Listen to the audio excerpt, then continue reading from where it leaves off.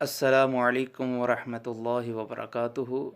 الحمد للہ وکفا والصلاة والسلام علی من لا نبی بعد، اما بعد فاعوذ باللہ من الشیطان الرجیم، بسم اللہ الرحمن الرحیم۔ ومن يعظم شعائر اللہ فإنها من تقوى القلوب۔ پیارے سامعین و ناظرین، مسلمان جس سمت کی طرف منہ کر کے نماز ادا کرتے ہیں، اس سمت کا ادب و احترام نہایت ہی ضروری ہے۔ نبی پاک صلی اللہ علیہ وسلم نے یہاں تک فرمایا کہ جب کوئی آدمی قضاء حاجت کرے، پیشاب کرنے کا ارادہ کرے، فلا تستقبل القبلۃ ولا تستدبروها، تو قبلہ کی جانب نہ تو وہ اپنی پشت کرے اور نہ ہی اس طرف منہ کر کے قضاء حاجت یا پیشاب وغیرہ کرے۔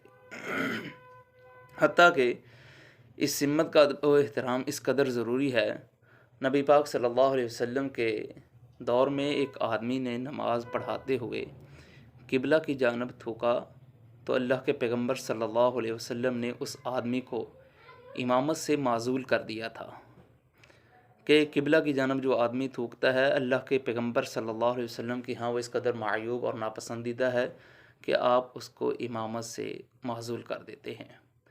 حتیٰ کہ ابن حبان میں اور حاکم نے اور امام البانی علیہ رحمہ نے سلسلہ احادیث صحیحہ میں اس حدیث کو بھی نقل فرمایا ہے۔ فرماتے ہیں کہ نبی پاک صلی اللہ علیہ وسلم نے فرمایا ہے، ابن عمر اس کو مرفوع بیان کرتے ہیں کہ یجیء صاحب النخامۃ فی القبلۃ یوم القیامۃ وہی فی وجہہ، جو آدمی اس دنیا میں رہتے ہوئے قبلہ کی جانب تھوکتا ہے، جب وہ کل قیامت کے دن اللہ کے حضور پیش ہوگا تو وہی تھوک اس کے چہرے کے اوپر ہوگا۔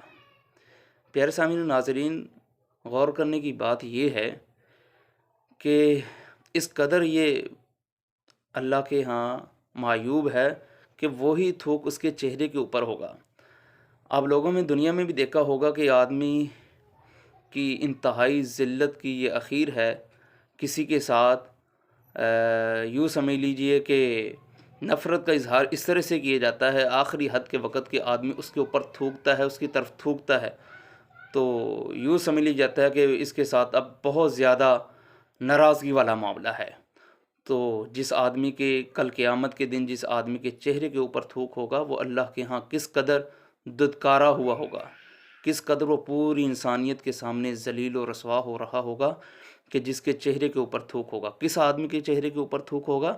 جو آدمی اس دنیا میں رہتے ہوئے قبلہ کی جانب تھوکتا ہے۔ یہ بہت بڑا گناہ ہے۔ تو پیارے سامعین ناظرین، بات کرنے کا مقصد یہ ہے، بتلانا یہ ہے، مقصود یہ ہے کہ تھوکتے ہوئے اس بات کا خیال رکھا کریں کہیں قبلہ کی طرف تو نہیں تھوک رہے۔ جو آدمی اس دنیا میں قبلہ کی جانب تھوکتا ہے، کل قیامت کے دن اللہ کے حضور جب پیش ہوگا تو اس کے چہرے کے اوپر بھی تھوک ہوگا۔ اللہ کے حضور دعا ہے کہ رب العالمین ہم سب کو قرآن و سنت کے مطابق زندگی بسر کرنے کی توفیق عطا فرمائے۔ ھذا ما کان عندی واللہ تعالی بالصواب۔